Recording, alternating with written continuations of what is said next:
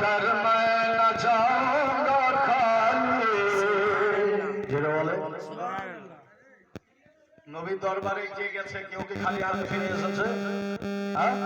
কেউ ফিরে আসেনি। আর সামান্য বাপের কাছে যদি বেটা টাকা চায় তো বাপ না করে না, টাকা চট করে বের করে দিয়ে দেয়, দেয় কি দেয় না? তো বাপ যদি বেটাকে টাকা দিতে পারে তো নবী কেন দিতে পারে না? পারে কি পারে না? অবশ্যই পারে। জি মুসলমান, আমার আপনার দয়া নবী মুস্তাফা সাল্লাল্লাহু তাআলা আলাইহি ওয়াসাল্লাম সেখান থেকে এবার উসমান গনির বাড়িতে যাবে। তো উসমান গনি বলছে, হুজুর কিছু সাহাবায়ে কেরামকে বলে দিন আমার বাড়িতে দাওয়াত। আমার নবী সমস্ত সাহাবা যত ওই জায়গায় উপস্থিত ছিল সমস্ত সাহাবাকে বলতে চায়, আমার সাহাবারা আজকে আমার বড় জামাই, আজকে আমার উসমান গনির বাড়িতে প্রত্যেকেরই দাওয়াত রইল, খেতে যেতে হবে।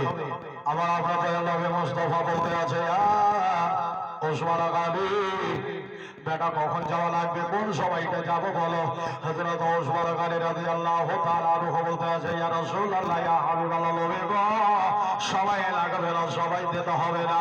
ইয়া রাসূলুল্লাহ, সময় লাগবে না, আপনাকে এখনই যাওয়া লাগবে।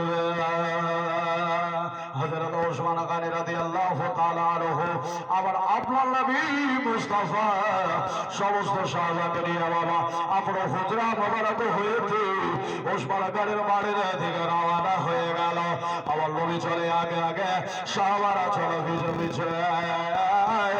আমার নবী আগে আগে চলতে আছে, সাহাবারা কোনো কথাবার্তা বলে না, গল্প গুজব করে না, কেউ কারোর সঙ্গে দেখা দেখি করে না। এটাই হচ্ছে নবীর প্রতি সম্মান। জোরে বলেন সুবহানাল্লাহ। এইদিকে বাবা সমস্ত সাহাবা গুটি গুটি পায়ে যেন হাঁটতে আছে। এইদিকে পিছন থেকে হযরত ওসমান গনি রাদিয়াল্লাহু তাআলা আনহু আমার নবী যতটা কদম রাখতেছে 1 2 3 4 5 6 এই মতন করে হযরত ওসমান আজকে শুনে না রাতের বেলা হযরত ওসমান গনি এই করতে করতে বাবা বাড়িতে পৌঁছে গেল।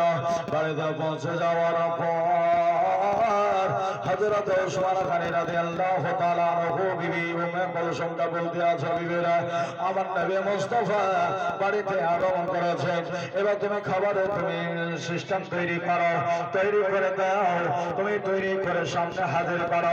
একের পরে 100 বস্তা খারাপ বস্তু কোনো নিয়ে বাবা হযরত ওসমান গনি আমার নবীর সম্মুখে রেখে দিয়েছে। হযরত ওসমান গনি দাঁড়িয়ে গিয়েছে। এই দিকে বিশ্বনবী আমার সমস্ত সাহাবাকে খাবার দিয়ে দিয়া আমার নবী মুস্তাফা বলতে আছে, এই আমার সাহাবারা তোমরা এবার সকলে একসঙ্গে তোমরা খাবার আরম্ভ করে দাও। সকলে বিসমিল্লাহির রহমানির রহিম করে বাবা খাবার আরম্ভ করে দিয়েছে। আবার আপনার নবী মুস্তাফা খাবার শেষ হয়ে গেল, সমস্ত সাহাবার খাবার শেষ হয়ে গেল। হয়ে যাওয়ার পর আমার নবী মুস্তাফা বলতে আছে, ও বেটা ওসমান, আমি তোমার একখানা কথা জিজ্ঞাসা করবো বেটা, বেটা ওসমান তুমি আমাকে জবাব দেবে। হযরত ওসমান গনি বলতে আছে, ইয়া রাসূলুল্লাহ, নবী গো আমি ওসমান, আপনি আমাকে যা জিজ্ঞাসা করবেন ইয়া রাসূলুল্লাহ, নবী আমি ওসমান গনি আমি আপনারে সেটাই বলে দেব। নবী যা বলতে চান আমারে বলুন, আমি আপনার সম্মুখে উপস্থিত। আবার আপনার নবী মুস্তাফা বলতে আছে, বেটা ওসমান আমি তোমার কাছে একটা রহস্য আমি জানতে চাই। আমি যখন তোমার বাড়ির দিকে আসলে বেটা রে তুমি যাবো আমার পিছন পিছনে 1 2 3 4 5 6 এই মতন করে কি যেন গন্তে ছিল বেটা, কারণটা কি রে বেটা? ও বেটা ওসমান তুমি আমাকে একটু খুলে বলো না। আমার নবী গায়েব দাদার সংবাদদাতা নবী জানার সত্ত্বে ওসমান গনি রে বলতেছি, জোরে বলেন না সুবহানাল্লাহ।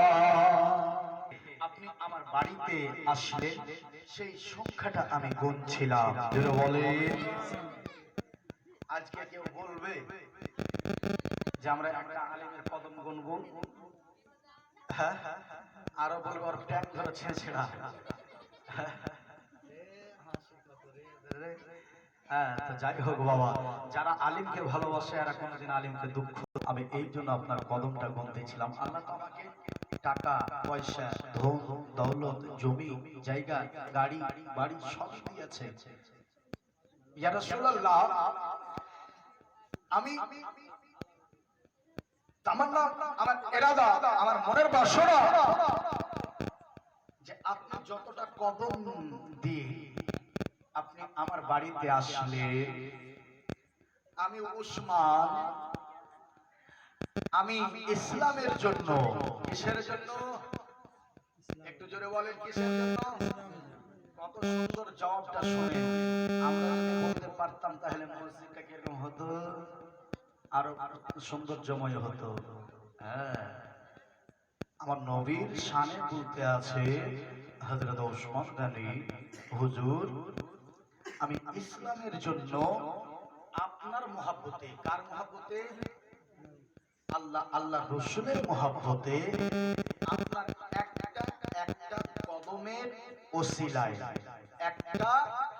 একটা কদমের ওসিলায় আমি উসমান, আমি 20,000 50,000 দিরহাম দিয়ে আমি ইসলামের জন্য আপনার আল্লাহ আল্লাহ রাসূলের মহব্বতে একটা একটা করে গোলামকে কিনে আজাদ করে দেব। জোরে বলেন সুবহানাল্লাহ। এর চাইতে বড় আরমান কি হতে পারে? বিশ্বনবী আমার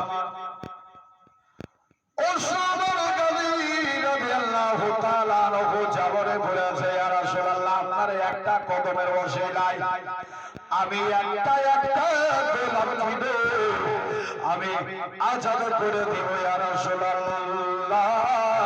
তবে আমার নবী কতটা কদম রেখেছিল, আজকে আল্লাহ পাকের মহব্বতে হযরত ওসমান গনি রাদিয়াল্লাহু তাআলা আনহু আজকে ইসলামের জন্য গোলাম কিনে আজাদ করে দিয়েছিল। জোরে বলেন না সুবহানাল্লাহ। বিশ্বনবী আবার বলেন না সুবহান, এর চাইতে প্রস্তাব আর কোন উত্তম হতে পারে না। বেটা উসমান, তুমি দিন ইসলামকে তুমি এত ভালোবাসো, তুমি আমাকে এত ভালোবাসো, আল্লাহকে তুমি এত ভালোবাসো না, যেমন বলা হয়েছে বাবা আমার আল্লাহ রাব্বুল আলামিনের নবী আমার আপনার নবী মুস্তাফা সঙ্গে সঙ্গে সাহাবায়ে কেরামকে বলতেছে, আমার সাহাবারা একটু দাঁড়িয়ে যাও, আমার বেটা উসমান গনির জন্য আমি একটু আল্লাহ পাকের দরবারে দুই খাড়া হাত উঠাবো, মোনাজাত করিব। আমার বেটা উসমান কতই না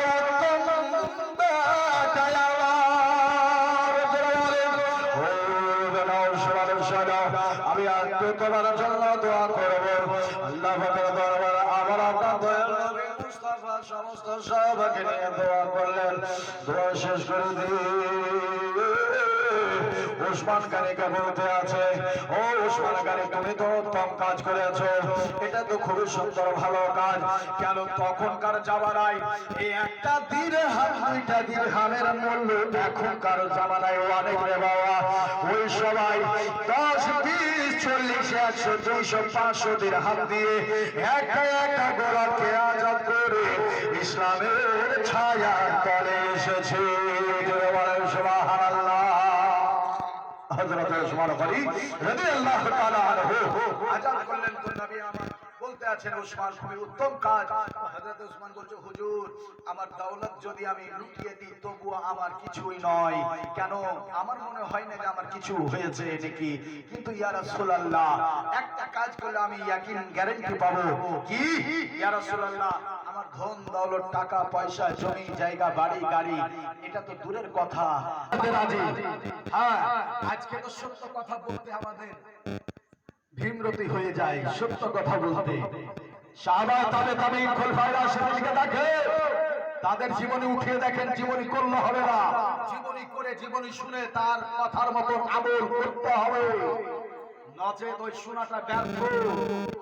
জীবনী শুনলাম, জালসা শুনলাম, হাদিস কোরআনের ওয়াজ শুনলাম, আর শোনার পরে এই কুরবান আওয়াজ খোলাসা করো, আরো অনেকটা জালসা আছে, খোলাসা করো। আল্লাহ তো যাই হোক, উসমান গনি বলছে আমার নিজের গর্দানটা পর্যন্ত দিতে ইয়া রাসূলুল্লাহ প্রস্তুত আছি, যদি আপনার একটি বার যদি হুকুম হয়ে যায়। সেখান থেকে সেই দলে আরেকটা আমার নবীর জামাই ছিল, আমার নবীর জামাইটার নামটা বলবো, শুনবেন আপনারা? হ্যাঁ শুনবেন? আমার মায়েদের কাছ থেকে বেশি নয়, একটা মা আমার 100 টাকা দিয়ে পাঠান তো, বেশি কেউ নয়, একটা মা 100 টাকা দিয়ে পাঠান।